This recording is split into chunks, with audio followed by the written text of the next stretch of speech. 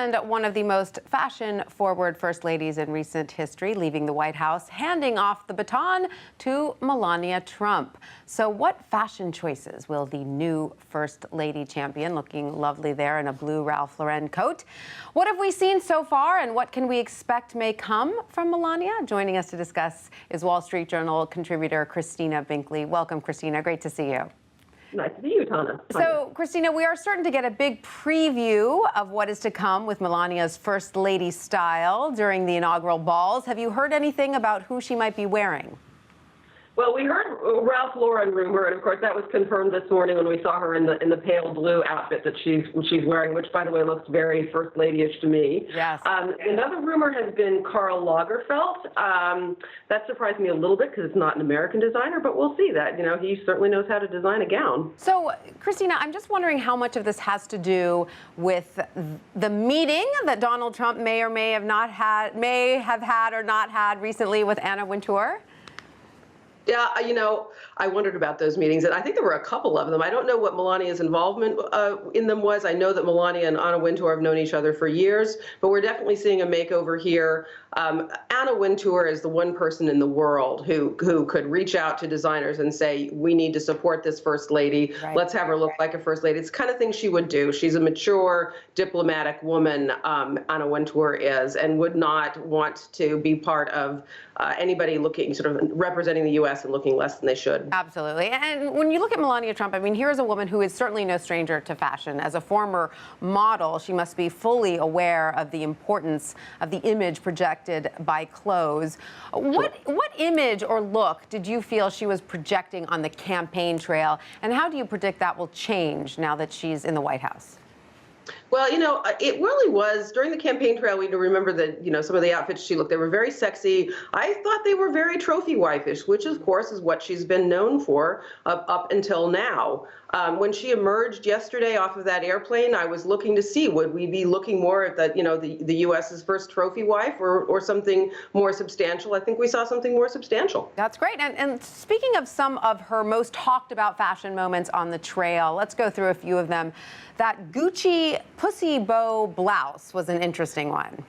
I would forever love to know what was in her mind when she chose that, just really literally hours and days after the whole grab him by the pussy comment that Mr. Trump made. Now, also, that white Ralph Lauren jumpsuit that was worn on election night got a lot of comments.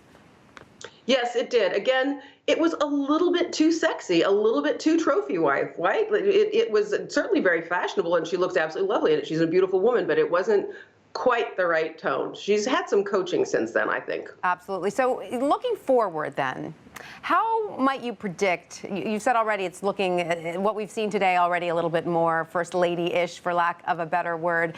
Do you think she'll continue to go in that direction?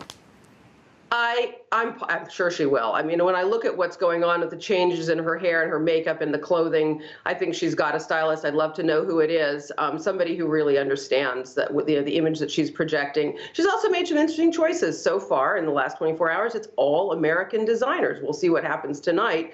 But she is definitely not dropping the flag for high fashion. I think she's very aware. She's got to be very aware of what Michelle Obama has done for fashion and how that's really been seen as an important and a good thing for the country. And it looks like when she's wearing Rima Cra gowns to the dinner last night, she's picked up a designer I had never heard of, Nora Saul Ferrari. That was the black outfit yesterday. During the day, very appropriate and lovely and well-tailored. Ralph Lauren today for the inauguration, just some good choices. And so speaking of the departing First Lady, because these are sort of very high heel shoes to fill, she was certainly known for her fashion-forward choices. I mean, who can forget her white Jason Wu gown from the first inauguration? I mean, that was really the first sense that we had that, wow, this is going to be a First Lady we're going to love to watch. Yeah, absolutely.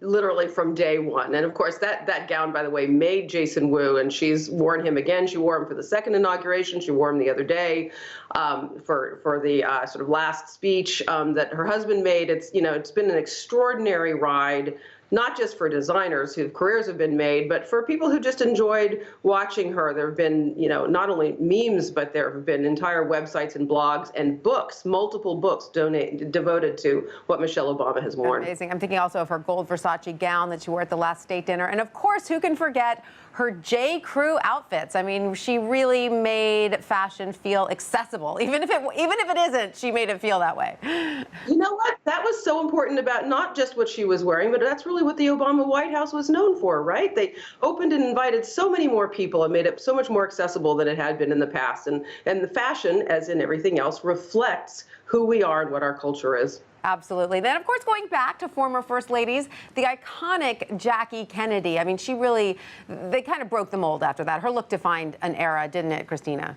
It really did, that Camelot era. And you know what? I couldn't help thinking about that when I saw Melania's, the collar on the pale blue ensemble that she's wearing is a little Jackie O, that whole look. Yes, well, if you're looking to emulate someone, that's a pretty good role model to have. Because most other recent First Ladies, Christina, are more known for playing it safe, correct?